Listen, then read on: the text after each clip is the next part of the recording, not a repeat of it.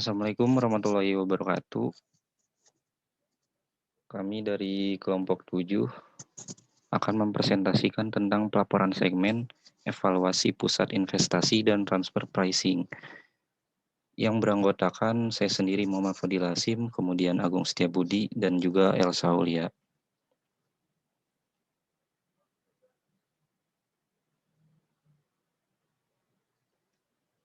Yang pertama ada segmen reporting atau pelaporan tersegmentasi. Sistem pelaporan yang tersegmen adalah setiap bagian dalam suatu perusahaan di mana mengakibatkan manajer mencari data-data biaya-biaya bagian yang bersangkutan. Perusahaan pada umumnya memiliki banyak segmen atau divisi produk mereka, dan segmen ini memiliki profit yang berbeda-beda satu sama lain. Yang kedua ada alasan seorang manajer mencari data segmen. Yang pertama ada kemungkinan satu divisi atau lebih kurang efektif cara kerjanya.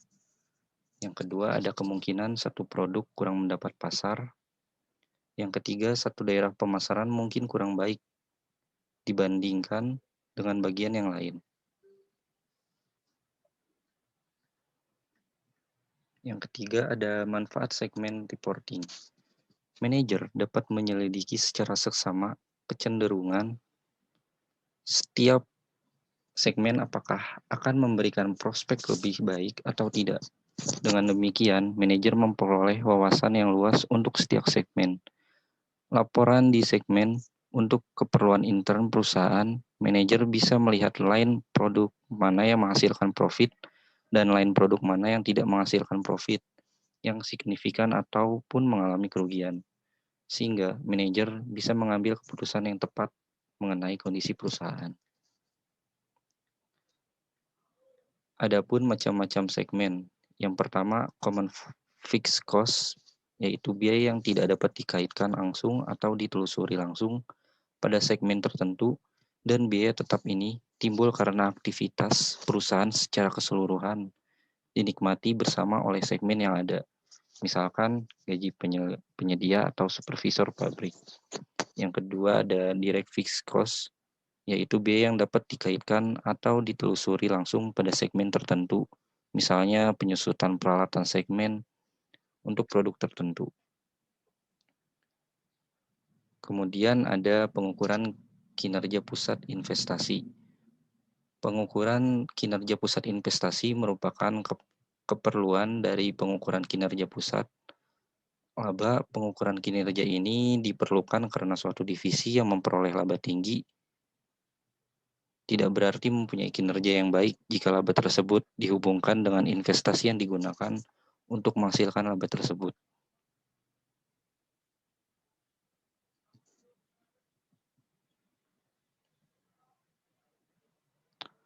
Selanjutnya, mengukur kinerja pusat investasi dengan menggunakan laporan laba rugi, variabel, dan absorpsi. Perhitungan biaya variabel menekankan perbedaan antara biaya manufaktur variabel dan tetap. Perhitungan biaya variabel atau variable costing yang disebutkan juga perhitungan biaya langsung atau direct costing hanya membebankan biaya manufaktur variabel ke produk. Biaya ini meliputi bahan baku langsung, tenaga kerja langsung, dan overhead variabel.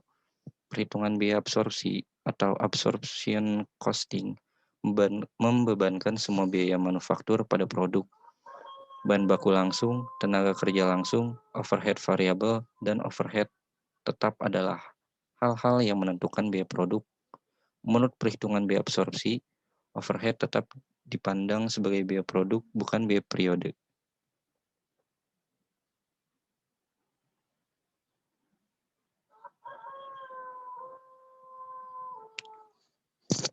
Ada juga klasifikasi biaya sebagian biaya produk atau periode menurut perhitungan biaya variabel dan absorpsi.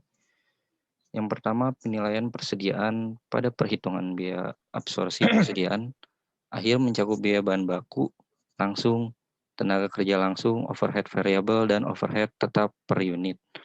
Pada metode perhitungan biaya variabel, persediaan akhir hanya mencakup biaya bahan baku langsung, tenaga kerja langsung, dan overhead variabel. Adapun yang kedua, laporan laba rugi dengan menggunakan biaya variabel dan absorpsi. Metode perhitungan biaya variabel dan absorpsi dapat mengakibatkan angka laba bersih yang berbeda. Perbedaan tersebut terjadi karena jumlah overhead tetap yang diakui sebagai beban kedua metode. Beban penjualan dan administrasi selalu dikeluarkan dari laporan laba rugi dan tidak pernah muncul di neraca. Hubungan antara produksi, penjualan, dan laba.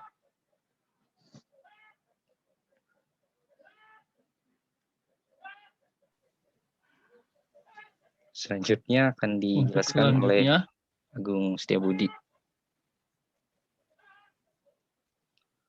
Yang selanjutnya adalah hubungan antar laba menurut perhitungan biaya variabel dan laba. Menurut perhitungan biaya absorpsi berubah ketika hubungan antara produksi dan penjualan berubah. Jika barang yang terjual lebih banyak dari yang diproduksi, maka laba menurut perhitungan biaya variabel akan lebih tinggi dan laba menurun. Perhitungan biaya absorpsi. Jika produksi lebih kecil dan penjualan, maka persediaan berkurang.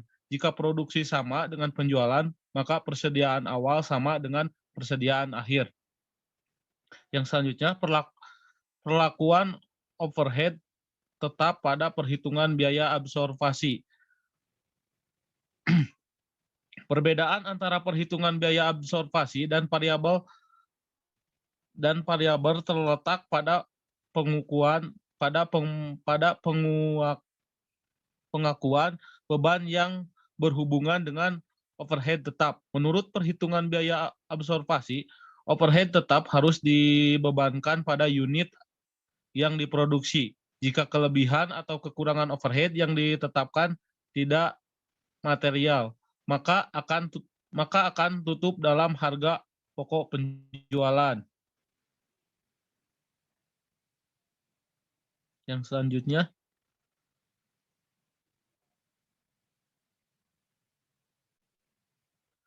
contoh perhitungan. Di sini ada penilaian persediaan yang dinilai atas biaya produk atau produksi. Sebagai contoh, data berikut adalah data Fire Sale Company tahun lalu. Unit persediaan awal kosong, kemudian unit produksinya 10.000, unit terjual 300 per unit 8.000, persediaan awalnya 2.000, biaya variabel per unit yang pertama bahan baku langsung 50 US dollar, kemudian tenaga kerja langsung 10, overhead variabel 50. Dan biaya tetapnya adalah overhead tetap per penjualan dan administrasi tetap 100.000.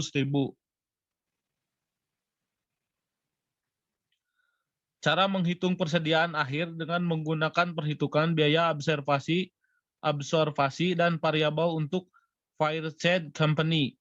Bahan baku langsung 50 dolar, bahan bakunya 50 dolar. Kemudian tenaga kerja langsungnya 100, tenaga kerja langsung juga 100. Untuk overhead 50 dan overhead variabel 50 ditambah dengan overhead tetap 25. Maka biaya produksi per unit atau biaya produksi per unitnya 200 dolar. Nilai persediaan akhirnya jadi 2.000 dikali 25 dolar sama dengan 450 dolar. Selanjutnya, mengukur kinerja pusat investasi dengan menggunakan ROI. Pengambilan atas investasi ROI. 1. Pengambilan atas investasi ROI. Hasil pengambilan investasi atau lebih dikenal dengan nama Return of Investment ROI atau Return on Loss Assumption merupakan rasio yang menunjukkan hasil relum atas jumlah aktiva yang digunakan dalam perusahaan. ROI juga merupakan suatu ukuran tentang aktivitas manajemen dalam mengelola investasinya. Rumus untuk menghitung ROI dapat digunakan sebagai berikut. ROI sama dengan earning after insert and tax dibagi dengan total slash. Selanjutnya,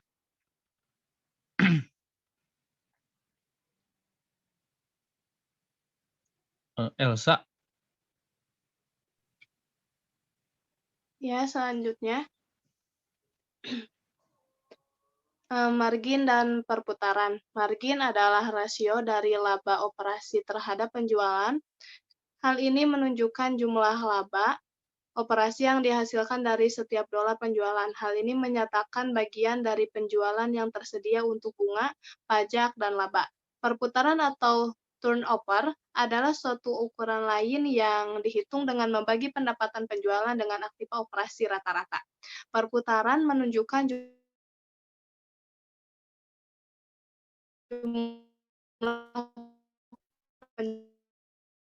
penjualan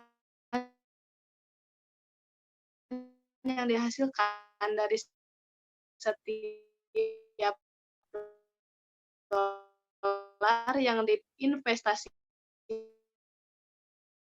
Hal ini menunjukkan produktivitas aktiva yang return on investment dapat digunakan sebagai sama dengan margin dikali perputaran, di mana margin perputaran, yaitu perputaran dapat dihitung dengan mana laba operasi ini laba sesudah bunga dan pajak, dan aktiva operasi rata-rata ini adalah total aktiva.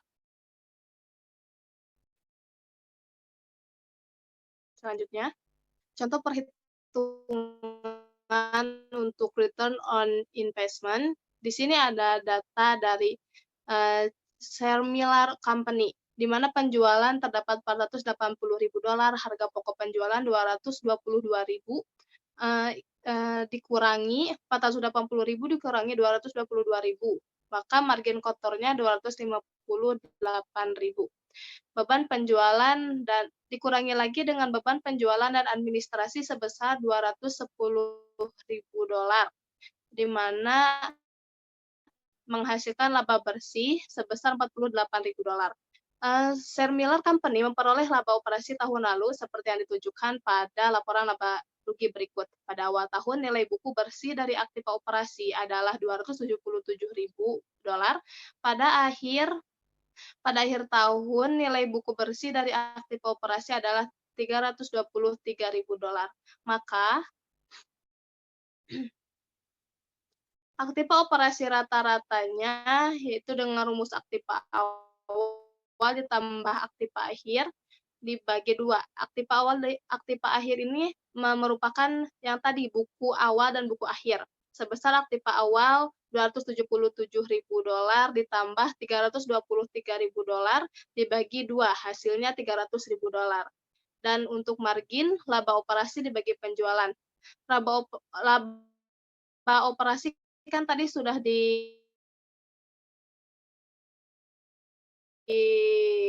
sudah ada hasilnya, yaitu sebesar $48.000 dibagi $10.000 atau penjualan sama dengan 0,1, atau seputaran sama dengan penjualan atau dibagi aktiva operasi rata-rata. Penjualannya sebesar $480.000 dibagi $300.000, hasilnya 1,6. Maka nilai ROI-nya atau return on investment-nya adalah jika dihitung dengan margin dan perputaran, maka hasilnya margin dikali perputaran 0,1 dikali 1,6 sebesar 0,16 atau 16%. Dan jika dihitung dengan laba operasi dibagi aktiva operasi rata-rata, hasilnya $48.000 dibagi $300.000, hasilnya sama dengan yang atas, yaitu 0,16 atau 16%. Selanjutnya,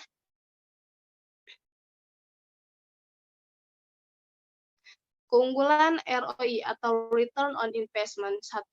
ROI mendorong manajer untuk fokus pada hubungan antara penjualan, beban, dan investasi, sebagaimana yang diharapkan dari seorang manajer pusat investasi. 2. ROI mendorong manajer untuk fokus pada efisiensi biaya. Yang ketiga, ROI mendorong manajer untuk fokus pada efisiensi aktiva operasi. Selanjutnya, kelemahan ROI. Penekanan yang menghasilkan pemikiran yang sempit. Dua aspek negatif ROI sebagai berikut. Satu, ROI mengakibatkan fokus yang sempit pada profitabilitas divisi dengan mengorbankan profitabilitas keseluruhan perusahaan. Yang kedua, ROI mendorong para manajer untuk fokus pada kepentingan jangka pendek dengan mengorbankan kepentingan jangka panjang. Selanjutnya, mengukur kinerja pusat investasi dengan menggunakan laba residu atau IVA atau EVA.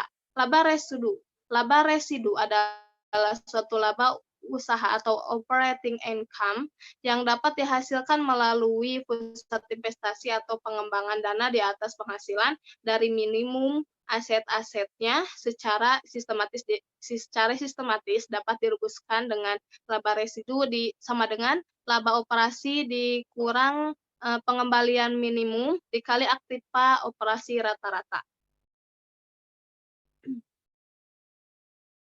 Selanjutnya contoh perhitungannya, PT Sentosa Jaya, sebuah perusahaan distributor peralatan elektronik, memiliki dua divisi, yaitu divisi A dan divisi B. Divisi A menghasilkan laba sebesar 240 juta atas investasi sebesar 1 miliar, sedangkan divisi B menghasilkan laba 800 juta atas investasi sebesar 5 miliar. Jadi ROI divisi A sebesar 240 juta dibagi 1 miliar sama dengan 24%.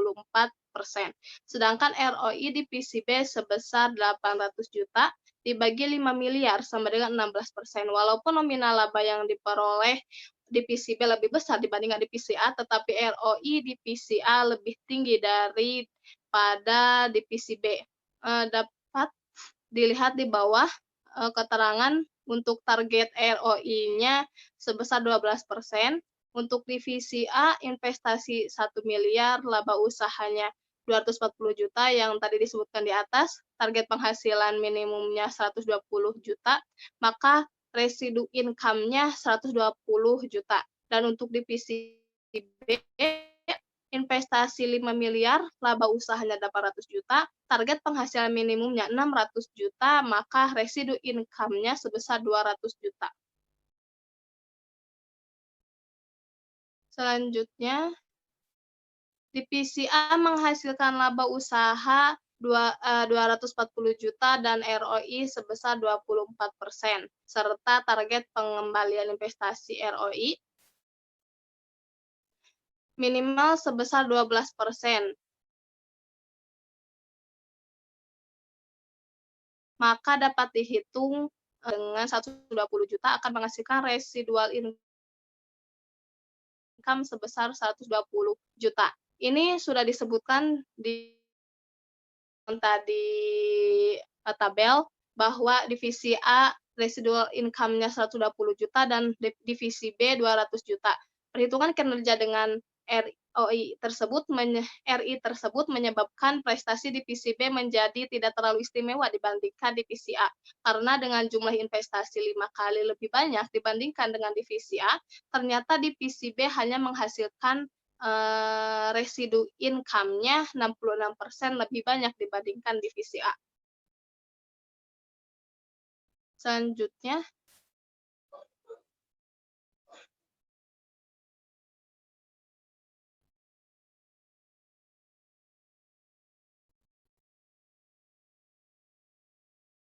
mengukur investasi dengan EVA. EVA merupakan nilai EVA atau nilai tambah ekonomi, economic value added atau EVA adalah laba bersih atau laba operasi dikurangi pajak, dikurangi total biaya modal tahunan. Biaya modal yang dipakai adalah persentase aktual dari biaya modal dikali dengan total modal yang dipakai. Pada dasarnya EVA adalah laba residu dengan biaya modal sama dengan biaya modal aktual dari perusahaan sebagai ganti dari suatu tingkat pengembalian minimum yang diinginkan perusahaan karena alasan lainnya. Jika EVA positif, maka perusahaan sedang menciptakan kekayaan. Namun jika EPA negatif, maka perusahaan sedang menyiapkan modal. EPA membantu perusahaan untuk menentukan apakah uang yang didapatkan lebih besar daripada uang yang digunakan untuk mendapatkan uang tersebut. Rumus atau persamaan EPA ini yaitu laba operasi setelah pajak atau NOPAT dikurangi persentase biaya modal aktual atau dikali total modal yang tidak dipakai atau capital charge. Selanjutnya, contoh perhitungan untuk EPA. Bisa dilihat neraca PT Mifasol per 31 Desember, di mana untuk total aset tahun 2012 sebesar 1.850.000.000, utang usaha jangka pendeknya 70 juta, utang bank jangka pajaknya 70 juta, utang bank jangka panjang 150 juta, akuitas pemegang saham 1.560.000.000, dan untuk total pasifa atau kewajibannya 1.850.000.000. Untuk tahun 2013, total aset 2 miliar, utang usaha jangka pendek 85 juta, utang bank jangka panjang 40 juta, utang bank jangka panjang 145 juta, ekuitas pemegang saham 1.730.000.000, dan untuk total pasifa atau kewajibannya 2 miliar. Selanjutnya, pada awal tahun, PT Mifasol, sebuah perusahaan distribusi peralatan elektronik yang berlokasi di Jakarta, menyajikan laporan keuangan. Kan tadi sudah ada laporan neraca dan sekarang laporan laba rugi. Jadi untuk menghitung EVA ini memerlukan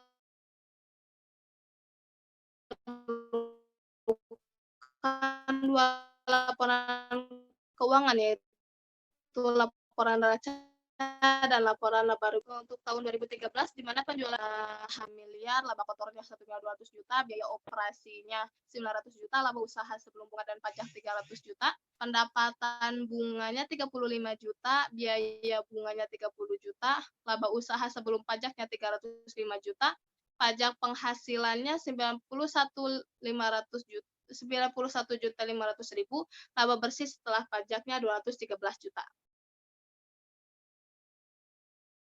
Selanjutnya, kita akan memulai menghitung untuk EVA-nya berdasarkan dari data tersebut. Jika kinerja PT Mifasol dinilai dengan menggunakan EVA, harus dibuat serangkaian langkah-langkah berikut.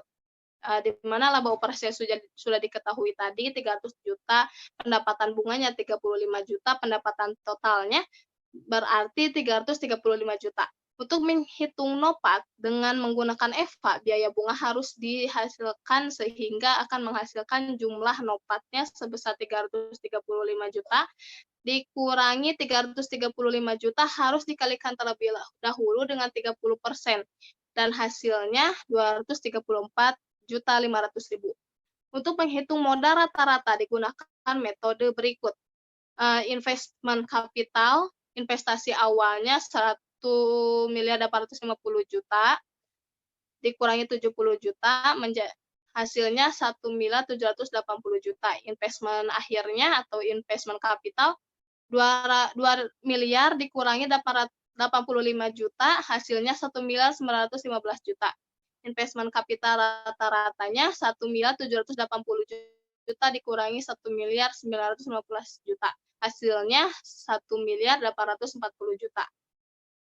Selanjutnya, sedangkan untuk menghitung biaya modal rata-ratanya digunakan rumus berikut. Capital charge sama dengan invested capital dikali cost of capital, yaitu sebesar 1.840 juta dikali 10%, dan hasilnya 184.700.000.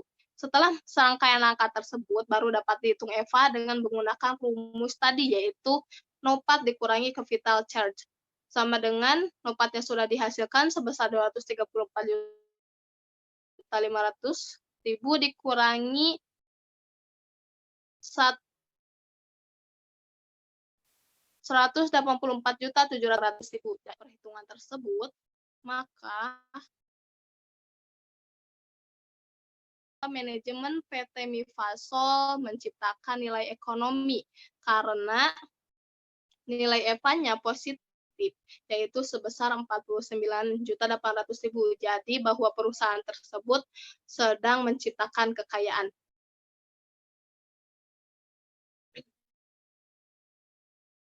Aspek perilaku EVA. EVA mengandalkan biaya modal yang sebenarnya. Hal inilah yang menjadi penyebab bahwa EVA tidaklah mencukupi untuk membantu mendorong jenis perilaku yang sesuai dari berbagai divisi dengan menunjukkan penekanan semata-mata pada pendapatan operasi.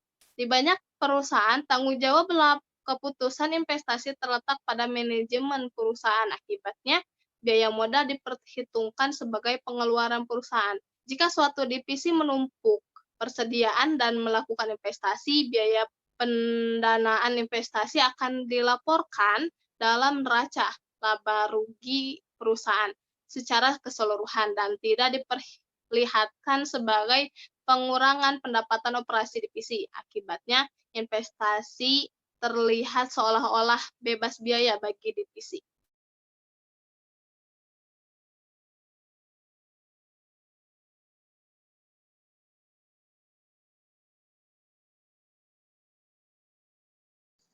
Selanjutnya, Agung.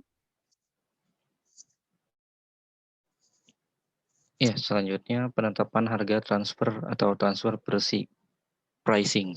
Harga transfer atau transfer pricing adalah harga jual khusus yang dipakai dalam pertukaran antar divisional untuk mencatat pendapatan unit penjual atau selling division dan unit division pembeli atau buying division. Pada penjelasan ini, pengertian harga transfer dibatasi pada nilai yang diberikan atas suatu transfer barang atau jasa dalam suatu transaksi, yang setidaknya salah satu dari kedua pihak yang terlibat adalah pusat laba.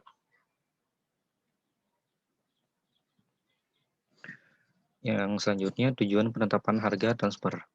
Yang pertama, memberi informasi yang relevan kepada masing-masing unit usaha untuk menentukan imbal balik yang optimum antara biaya dan pendapatan perusahaan. Yang kedua, menghasilkan keputusan yang selaras dengan cita-cita perusahaan, yaitu meningkatkan laba unit usaha namun juga dapat meningkatkan laba perusahaan. Yang ketiga, membantu pengukuran kinerja ekonomi dari unit usaha mencari individual. Yang keempat, mudah dimengerti dan dikelola sebagai suatu sistem penentuan harga. Selanjutnya ada metode-metode penetapan harga transfer. Yang pertama, harga transfer berdasarkan harga atau market-based transfer price. Dan kedua, harga transfer berdasarkan harga pasar dipandang sebagai penentuan harga transfer yang paling independen. Barang-barang yang diproduksi unit penjual dihargai sama dengan harga yang berlaku di pasar. Pada sisi divisi penjual ada kemungkinan untuk memperoleh profit pada sisi pembelian harga yang dibayarkan harga yang sewajarnya. Ada kemungkinan untuk memperoleh profit pada sisi pembelian harga yang dibayarkan adalah harga yang sewajarnya, namun yang menjadi kelemahan utama dari sistem ini adalah jika harga suatu produk ternyata tidak tersedia di pasar.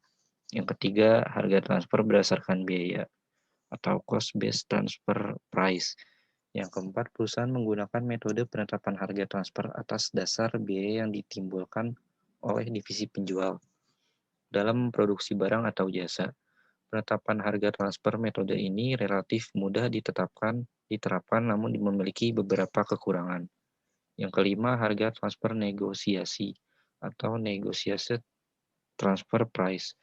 Dalam ketiadaan harga, beberapa perusahaan memperkenalkan divisi-divisi dalam perusahaan yang berkepentingan dengan transfer pricing untuk menegosiasikan harga transfer yang diinginkan.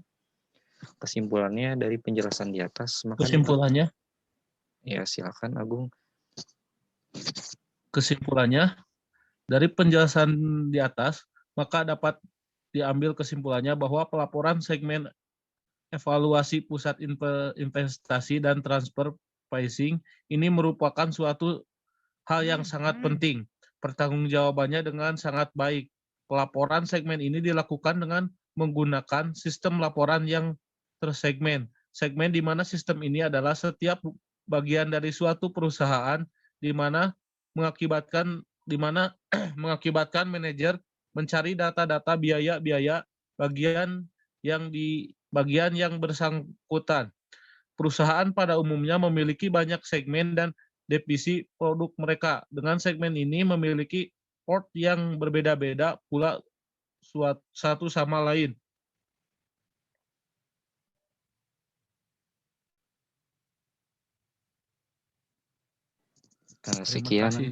Sekian presentasi dari kelompok kami. Assalamualaikum warahmatullahi wabarakatuh.